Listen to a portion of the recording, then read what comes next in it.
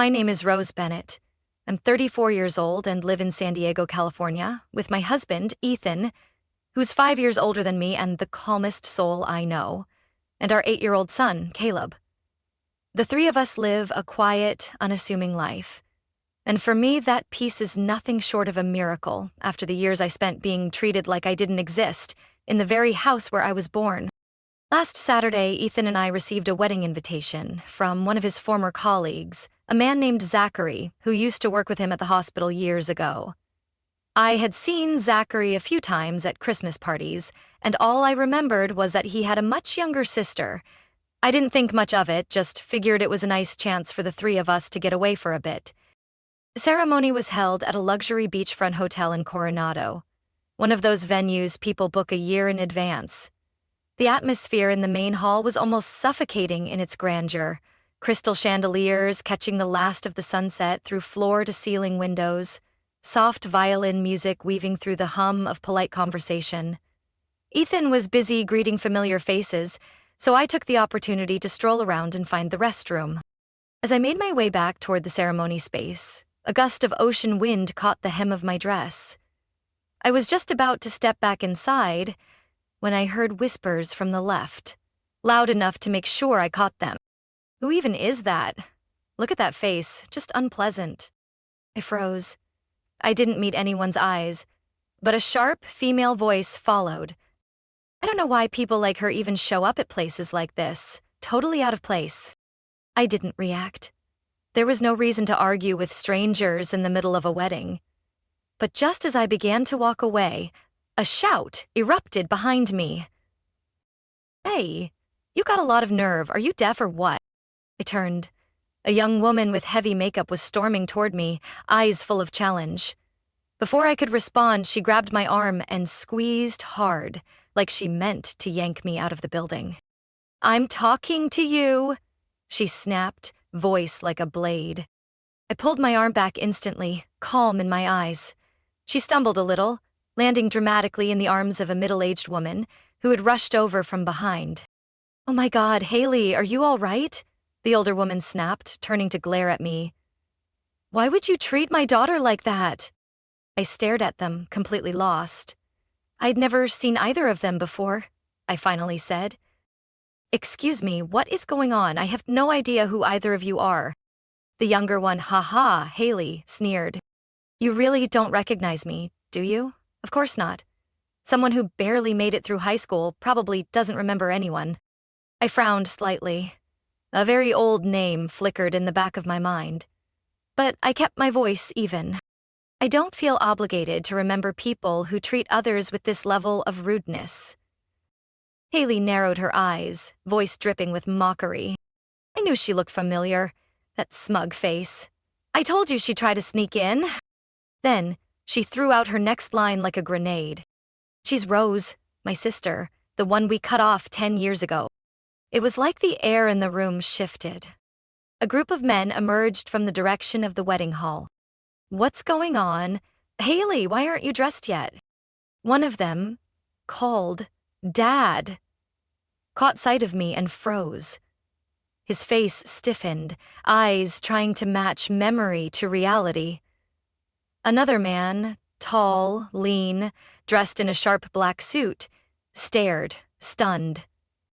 "Rose, is that really Rose Bennett?" he asked, voice shaky. I recognized him. Lucas, the groom. Someone I had met briefly, years ago. Before I could say anything, Haley shrieked again.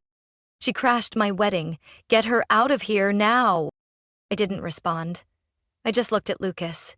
He stepped forward slowly and pulled me into a hug. "Rose, I thought I'd never see you again." That hug sucked the sound right out of the room. Heads turned, whispers grew behind my back. Haley stood frozen, lips pressed into a tight line. The older woman, my mother, quickly shoved herself between us and Lucas. "Lucas, what are you doing?" she hissed. "That's Rose. She doesn't belong here." Lucas took a step back, but didn't leave my side. He looked at me, then turned to her. "So, it really is her? Haley's sister?" I didn't answer, but I didn't look away from the woman who once sat silently while her husband called me excess baggage at the dinner table when I was 16. I wasn't aware being invited to a wedding and showing up was a crime, I said evenly. Haley let out a sharp, empty laugh. You? On the guest list? That's hilarious. Who would invite someone like you? Lucas hesitated. Haley? I was the one who reviewed the final guest list. Her name was there. It was even marked as priority. What? Haley shrieked, whipping her head between me and Lucas. You're joking. You have to be. I'm not. Lucas cut her off. I remember wondering why that name felt so familiar. Now I know. The room was shifting. Conversations faded. People leaned in. My father's voice boomed from behind. Why all the noise? What's happening? Then he saw me. He froze. His face paled like stone. I didn't move. I didn't bow my head or avert my eyes. 13 years hadn't erased the face of the man who once smashed my glasses in silence because I spilled orange juice on his shirt. Rose, he muttered, jaw tightening. Who told you you could come here? I didn't need to speak. Lucas stepped in before the silence could settle. I'm the one who invited her, sir. She's family to Haley. I thought it was only natural. She is not family to anyone here, my mother shouted. She was kicked out long ago. A traitor. Why are you here, just to ruin everything? Haley tossed her curls over her shoulder, her lips trembling with fury. Do you even know what today is? It's the most important day of my life. You have no right to show up here in that cheap dress and ruin the atmosphere. I tilted my head slightly, my patience fraying. If just seeing me here ruins your wedding, maybe it was never that solid to begin with. Shut up! She stood frozen for a beat, then burst out. You're not my sister. You're a failure, living off donations like some charity case. You don't deserve to be standing here. I looked around. The same people who once looked away when I was humiliated were now staring. Silent. You're right. I don't deserve it. Not if worth is measured by bitterness and lies, I said slowly. But I didn't come here for you. I came because I was invited, to see whether the people who once called me worthless had changed after 13 years. I got my answer. I turned to Ethan. He had been standing there for some time, calm as ever. He gently took my hand, and I held it back. An unspoken agreement between us? My mother scoffed coldly. Just leave. You don't belong here. Don't turn yourself into a joke. I walked forward slowly, locking eyes with each person from household. Those who once left me hungry, who called me a burden. None of them could meet my gaze for more than a second or two. I don't need to belong here, I replied. I came only to prove that I'm still here, still standing, and no longer the girl who bowed her head and took it. As soon as I finished speaking, I turned to leave. But Lucas called out, Rose, would you stay? I paused. Haley's eyes widened. You want her to stay? Lucas looked at me, his voice steady, sincere. You're a good person. If anyone leaves, it shouldn't be you. I held her gaze, offering nothing.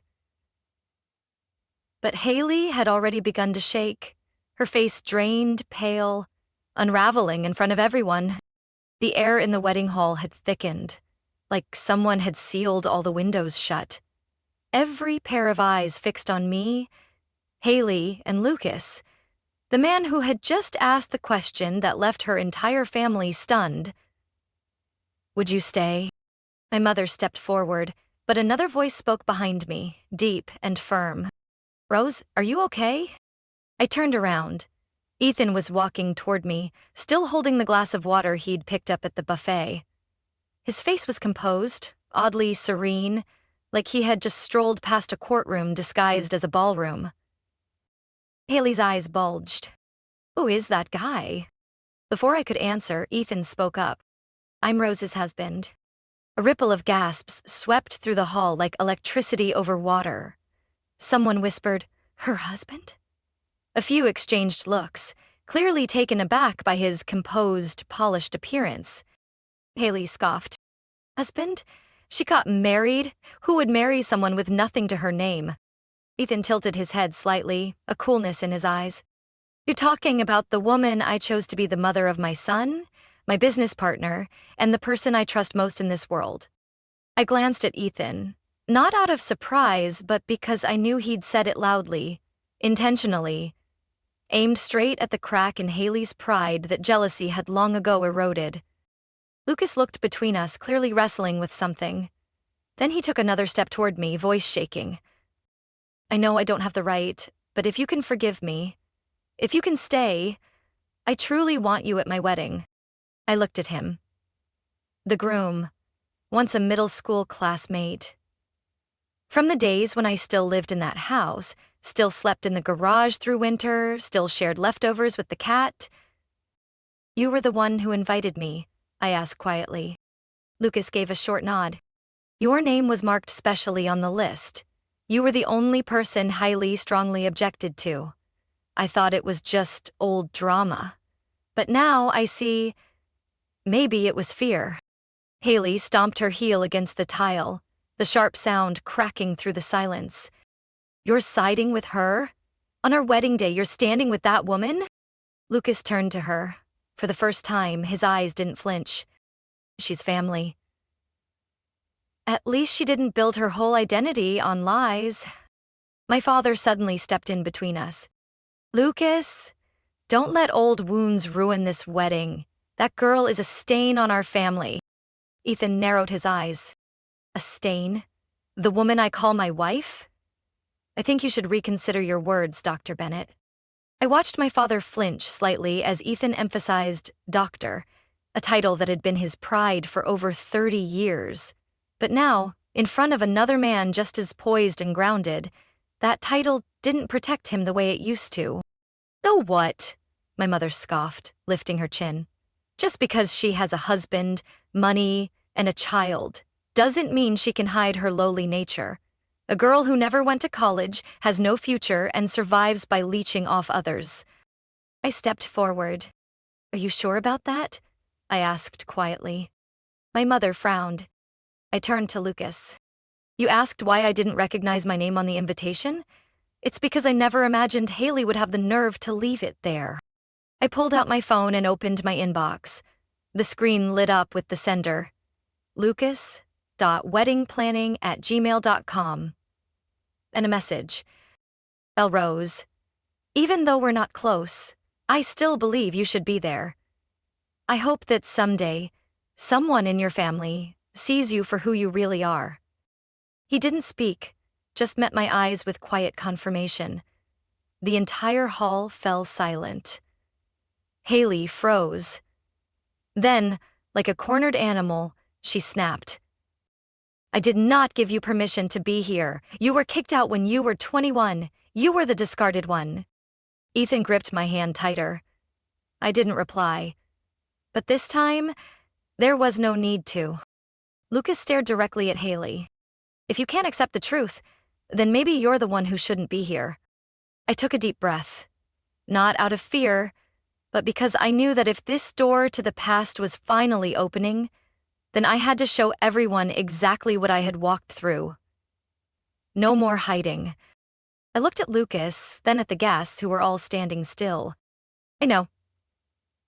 Some of you are probably wondering why I came, why cause a scene on someone's wedding day. But people don't just explode.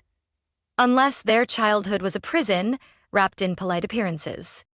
I paused, letting the words settle. I grew up in the house everyone called the model Bennett family. 2 doctors, a successful daughter, a shiny private clinic. Everyone admired them. But no one knew that in that beautiful kitchen, there wasn't a single proper meal meant for me. I glanced at Ethan. His eyes met mine, steady, unwavering. That was enough. I was the eldest, but never once was I called big sister with respect. I was the shadow, the servant. By the time I was 8, I could sterilize medical tools. At 9, I was making dinner for the whole house while Haley took ballet and piano lessons. Haley scoffed. Making stuff up again. always the victim. I looked her in the eye. Remember that red floral dress you wore at your 11th birthday party? That was mine, first. The only time I wore it was at Grandma's funeral. After that, Mom had it washed, ironed, and handed it to you. Me? I got an old doctor's uniform with dried blood on the sleeve. She said, "Wear this. You look more like an assistant than a princess." Mrs. Bennett started to look uncomfortable. "You're making that up." I didn't flinch. And then there was college. I was forbidden from applying. Mom said, "A high school diploma is enough. With your face, no one's hiring you anyway." Every acceptance letter I left on the table, torn and thrown in the sink. The murmuring in the hall began to spread, but I wasn't finished. Once, they left me locked in the backyard shed during winter because I refused to let Haley copy my homework. I sat there for hours, wearing only a thin shirt. They said it was a lesson in obedience. I turned back to Lucas. "You said you wanted me to stay. But how could I, if everyone here still believes I came to cause trouble? I just wanted one moment where their lies no longer stood unchallenged." Lucas grabbed Haley's wrist. "Why didn't you ever tell me about any of this?" Haley yanked her hand away. "Because it's not true. You're really going to believe someone who was kicked out of her own house over your fiancé?" I let out a quiet laugh. Not from mockery, but because everything was finally so clear. I wasn't kicked out because I was a failure. I was kicked out because I dared to ask, why does she get to go to school and I don't? Because I asked for SAT prep books, asked a doctor to mentor me on scholarship applications, and Mom said, "If you want to survive on your own, then go. But don't come crawling back." My father stepped forward now, trying to keep his temper in check. "You really want to shame this family in front of all these people?" My voice was soft, like wind brushing across the ocean. "There's no need to shame anyone when the truth speaks for itself." Ethan squeezed my hand again. I heard him whisper, "I'm proud of you." I looked toward Haley. She was trembling, unsure if from anger or fear. But I knew. This wasn't about exposing someone else. It was about standing here without bowing my head. I didn't need their apology. I just needed them to understand. I was no longer the faded shadow in a house where reputation mattered more than a daughter's life. And I still remember the night I left that house. A chilly October evening in San Diego, wind seeping through the rotted wood panels of the storage room I had called my bedroom for 18 years. No one saw me off. No one tried to stop me. I carried an old suitcase with a few changes of clothes, a notebook, and a copy of my birth certificate I quietly made while my mother napped. I didn't have a bank account, a mentor, or anything else. Except the belief that if I stayed, I'd wither away. Not physically, but soul deep. I rented a room no bigger than a walk-in closet in Little Italy. The landlord was an elderly Italian woman, hair the color of ash, living alone after her husband passed. She didn't ask where I came from, didn't ask why my face was bruised the day I moved in. She just said, "Your first slice of bread today, it's on me." I took the bread, and with it, the first hope I'd ever known. By day, I worked as a waitress at a cafe near the harbor. At night, I cleaned a veterinary clinic until 1 a.m. I took online courses, collected certificates, and community college credits one by one. I kept every document in a shoebox under my bed. No one knew I was trying to rebuild my life from scraps. 3 years later, I received an official admission letter from a private university specializing in healthcare management and medical nutrition. I broke down in tears during my shift break while wiping down table 9. No one in my family knew. I didn't tell them. They never asked. And if they had, I wouldn't have needed validation from people who once saw me as an obstacle. When Caleb, my son, asks, "Mom, how did you meet Dad?" I usually tell him a gentler version. But the truth is, I met Ethan at a medical seminar where I was hired as a temporary interpreter. He was the only one who didn't look at me with condescension when I said I hadn't attended a major university. Instead, Ethan said, "Where you haven't studied doesn't matter. What matters is what you want to learn. That was the moment I lifted my head. We started with balcony conversations, continued with late nights helping me finish final projects, and ended with a proposal on the hospital rooftop on a cloudy afternoon. No diamond ring, no fireworks, just an honest question. Do you want to spend the rest of your life not hiding anything? I squeezed his hand gently, letting the warmth between us say what words couldn't. After graduation, I launched a small company providing medical meals to rehabilitation centers and nursing homes. It started with 4 employees and a shared rental kitchen. Today, 6 years later, we serve over 30 facilities across California and hold a food service contract with the Harris Hospital Network. Run by my in-laws. I never used family ties to grow my business. Ethan never intervened in my work. We walk alongside each other. He's proud of me. Not because I'm his wife, but because I am who I am. When my biological parents once visited Harris Hospital to see their daughter, they had no idea the entire food supply chain for the hospital passed through the hands of the nobody they once cast out. And I didn't meet with them. Heard their family clinic was on the verge of collapse, plagued by internal scandals, expired licenses, and patient complaints. The once respected Bennett name had become something hospitals avoided partnering with. As for me, I go by Rose Whitman, my husband's last name, but Rose Bennett still exists inside me like a scar that will never fade. Not to cause pain, but to remind me how far I walked through darkness just to find the light. I never waited for someone to hand me an opportunity. I made my own. I hadn't planned to say more. Honestly, I thought I'd said enough. But Haley, or rather her fear of being exposed, dug her own hole.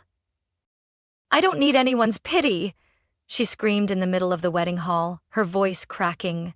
"No matter how hard you try to paint yourself as a hero or excuse your past, you're still a failure. I'm the one our parents chose. I'm the accomplished one. I work in healthcare. I'm marrying a doctor." Her words rang like a bell, striking something I'd kept buried for years. I looked her straight in the eye. "You say you work in healthcare?" I asked, calm.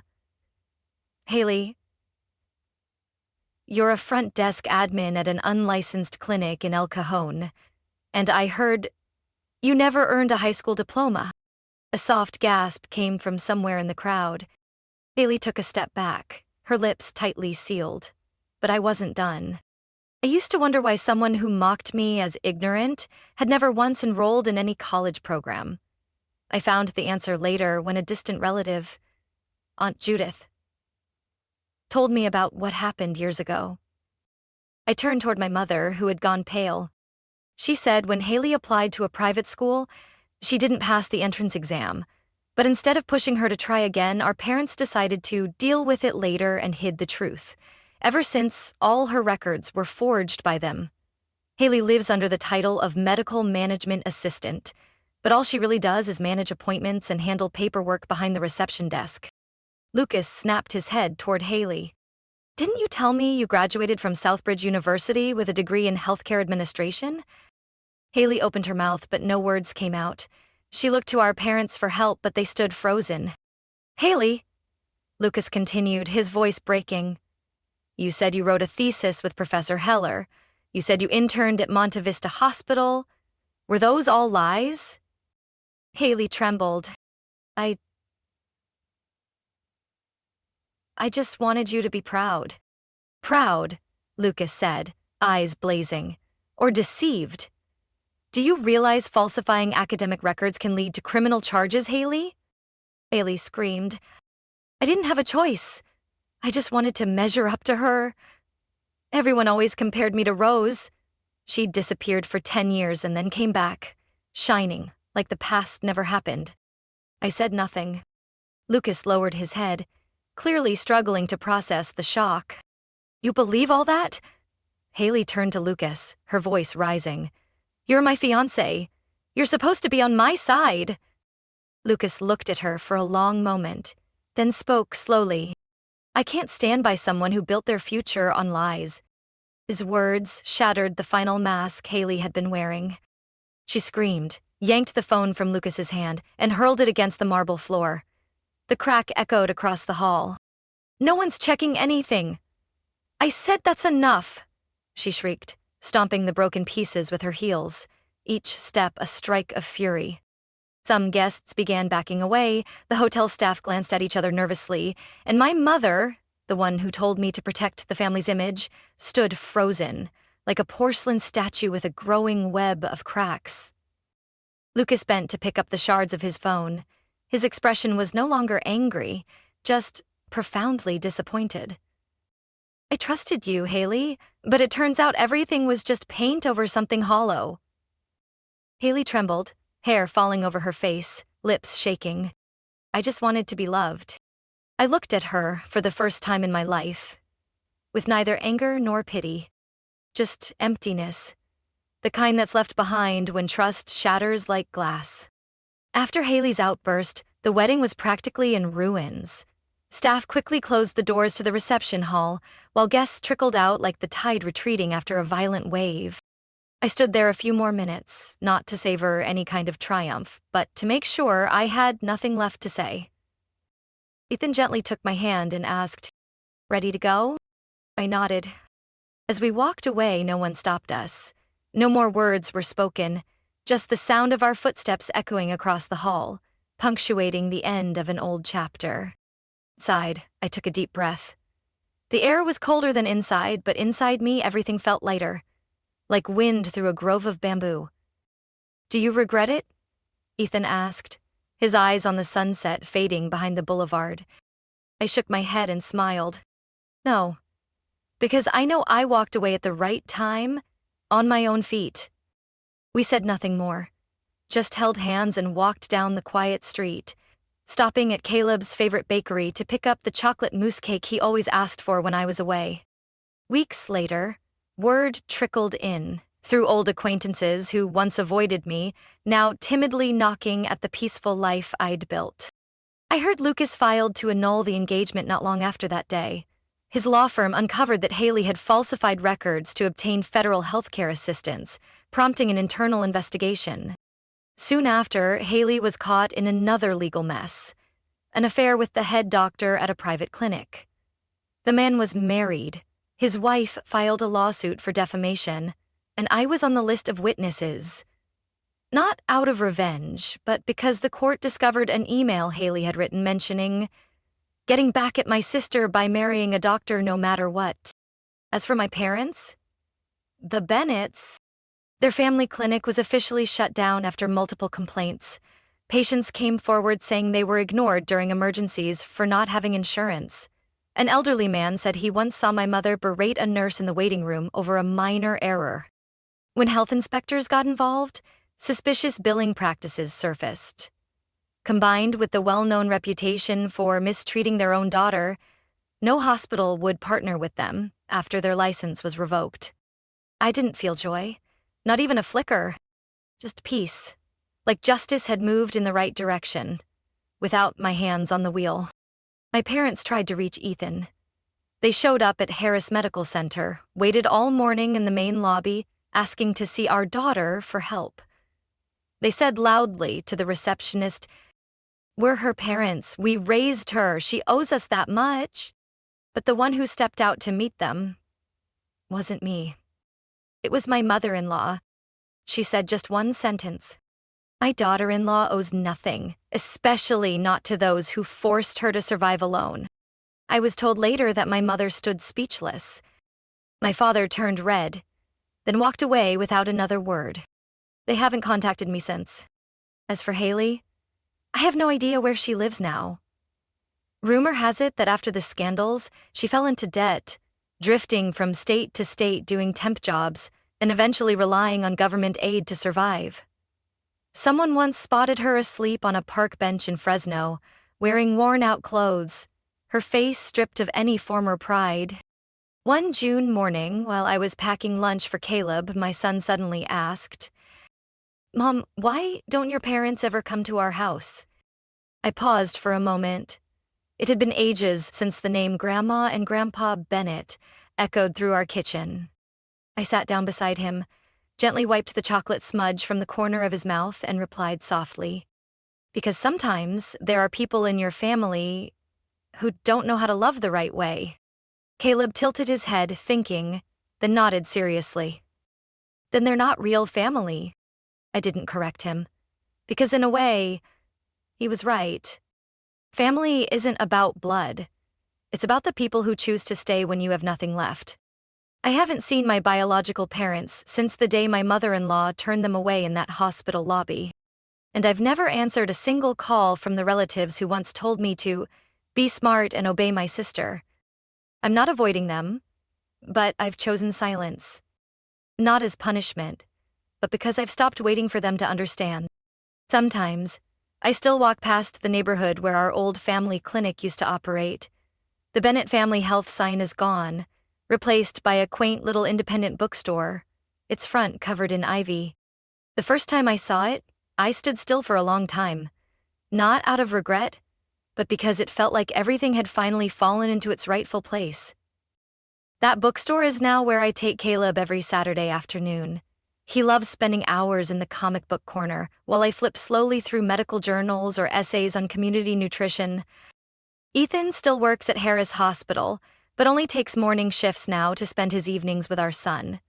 He says, "Dinner with you and Caleb is worth more than any surgery." My business is also stabilized. I no longer have to travel across 3 states for client meetings. Instead, I focus on community projects, providing free meals to nursing homes and teaching cooking classes for single mothers.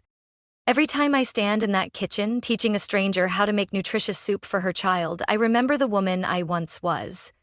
That girl with a rusted pot and trembling hands, unsure how much salt to add. I've never forgotten her, because she was the one who fought her way out of the place that buried her dreams.